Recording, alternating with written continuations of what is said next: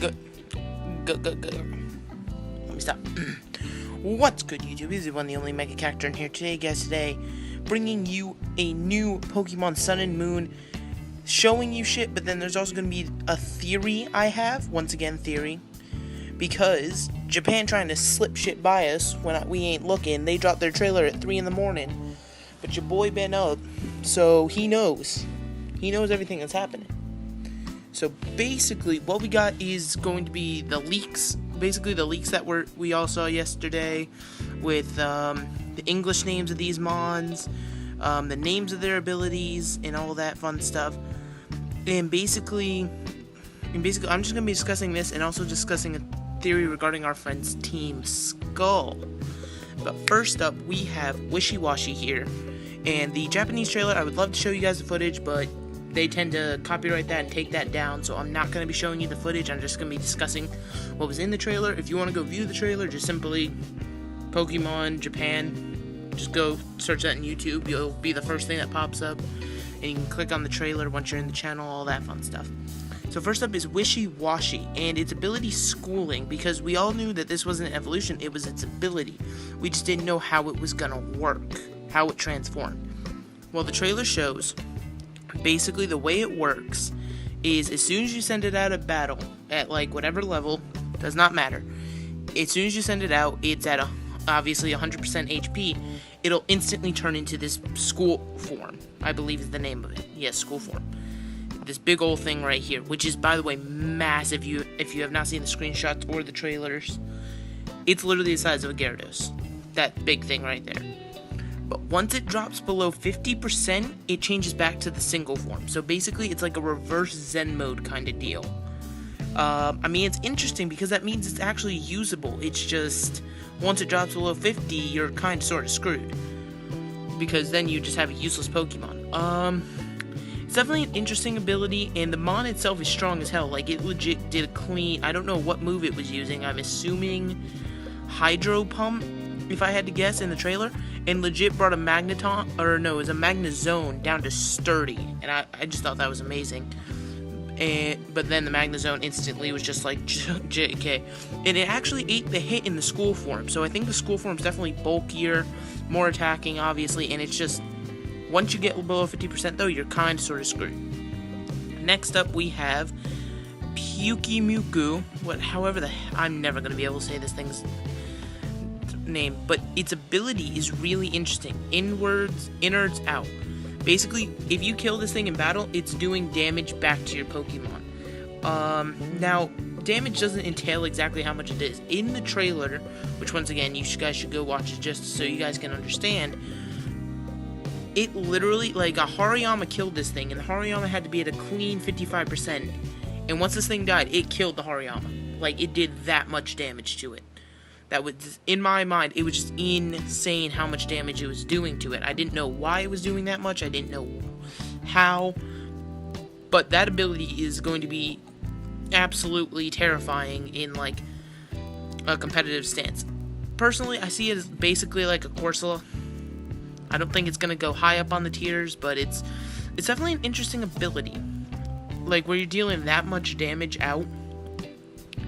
Then the final Pokemon we got from the trailer is Morolo. I don't know how to pronounce that. Grass Fairy typing, which is kind of interesting. Illuminate or Effect Spore are the two abilities, and unfortunately there was not a lot shown about this in the trailer. The trailer, honestly, it just showed a picture of it putting a Pinsir to sleep with sleep powder. I don't know if it's gonna, I hope it evolves, but my worry is if it evolves, will it, because it's obviously, it's mushrooms, so will it remain Grass Fairy, or will it become Grass Poison, or are we gonna get a Fairy Poison? Because what's stopping a Fairy Poison? Ground type? Steelix? Hello, Steelix, new meta. But so yeah, this thing, hopefully it evolves into something decent. I would love to see a Fairy Poison typing on it, because it's a mushroom. But now we have some Alolan forms to discuss as well. Let's scroll all the way back to the top. Alolan Pokemon forms. If my internet could load. Yay, Wi-Fi. There we go. I think. Maybe. Shit, I didn't click on the right one. That's Pokemon Forums. Alola Pokemon Forums. Alright, so we have... Right here, we have...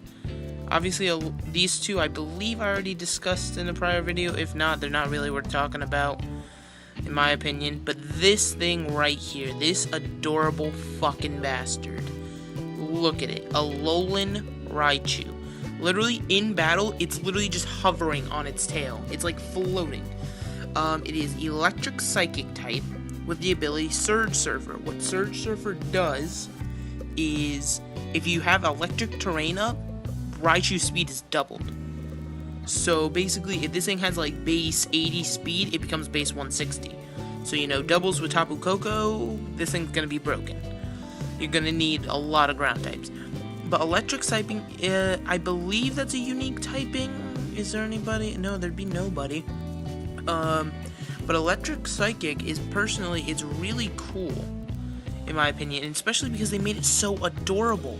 And in the trailer, it did, I don't know if it's confirming that there's not going to be one, but it evolved from a regular Pikachu, and the Marowak actually evolved from a regular Cubone, so... I don't know, we might not be, just like how Execute didn't have an Alolan form, we might just be getting this form of it to have an Alolan form. Now, there was one little thing I wanted to discuss. If I can go to the news page, the main page. And this is the link to the Japanese trailer, so you can go on Cerebi if you just want to click on that. Now, Team Skull showcases in Team Skull, and they have the generic Pokemon. I believe there's Drowsy, Golbat, basic mean type. However, this is something interesting, and this is where my theory begins with Team Skull. Team Skull showcases that they use Pokemon inside their Ultra Balls and Nest Balls rather than standard Pokemon, which is a first for the series. Now, the reason that this theory is interesting to me, or the reason this perked my interest, is because, well, let's go back. It's Team Skull. It's based off of pirates, or in the islands, obviously. It's meant to be a pirate kind of deal. We all know that and acknowledge that. Now, my thing is, historically, there were some pirate gangs that were, like, supported by, like, say, a benefactor with a lot of money. And in order to have Ultra Balls and Nest Balls, you're gonna have to have some money. Unless you're just robbing a lot of people. But I don't see them as the... Like, looking at the screenshots and stuff that you can see in Koro and all that, they don't look like they'd be robbing people personally, you know what I mean? They'd be definitely taking treasure, but they'd be giving it to someone. They're getting money some other way. Or somebody's giving them Ultra Balls and Nest Balls.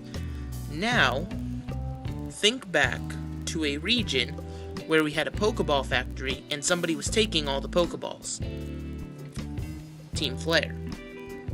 Now, don't, and once again, before I finish, this is a theory. Please don't roast me. Please don't be like, oh, you're an idiot. Just hear me out, please. I'm just trying to put this idea out there, put it in everyone's heads. I don't know, but if this turns out true, it would be amazing. So, obviously, you have Team Flare giving them Pokeballs in that scenario, is my idea. When it did, even though Team Flare was like, yes, we're going to use the Pokeballs to catch the Pokemon to give their energy to the ultimate weapon, but you never saw any Pokemon caught, you never saw any Pokemon used for the energy.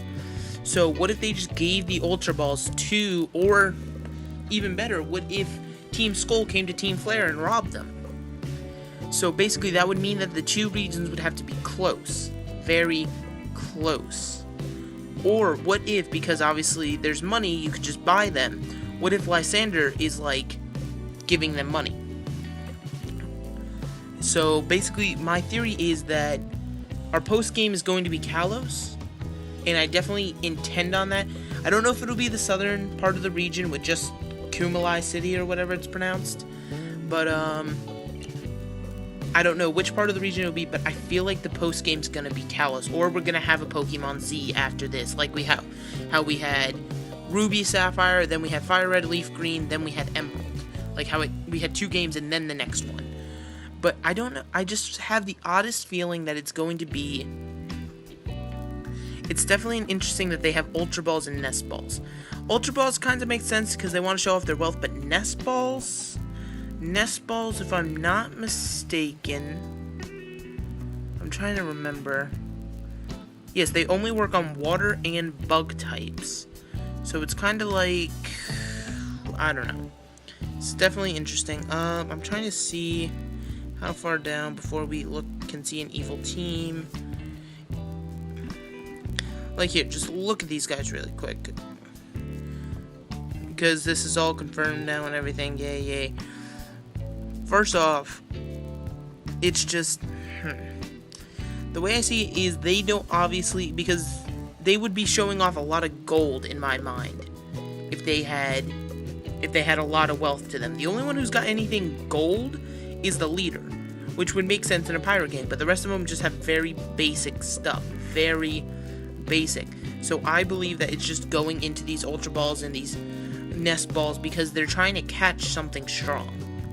They're trying to prove their wealth. They're basically trying to initiate themselves as the biggest, baddest pirates in the land. Now, something really interesting about these trailers is that the trailers did not show either the sandcastles or the pre-evolution of Beware. Now, that might be different for the English trailer. I don't know. But it's just... I don't know, it's definitely interesting. I definitely have some more Pokemon Sun and Moon theories going on in my head. I have one about the anime, actually, which is really weird.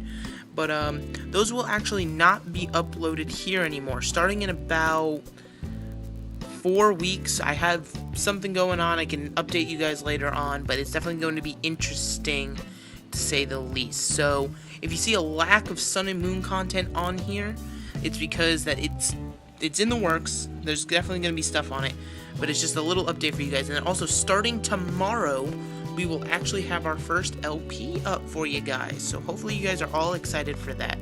But with that, I think I've said everything I need to say. Go ahead, go watch the trailer, go figure it out. Remember, it's 5:17 in the morning. Your boy's been up. Japan ain't sneaking nothing by me. But yeah, hope you guys enjoyed, and I'm out of here.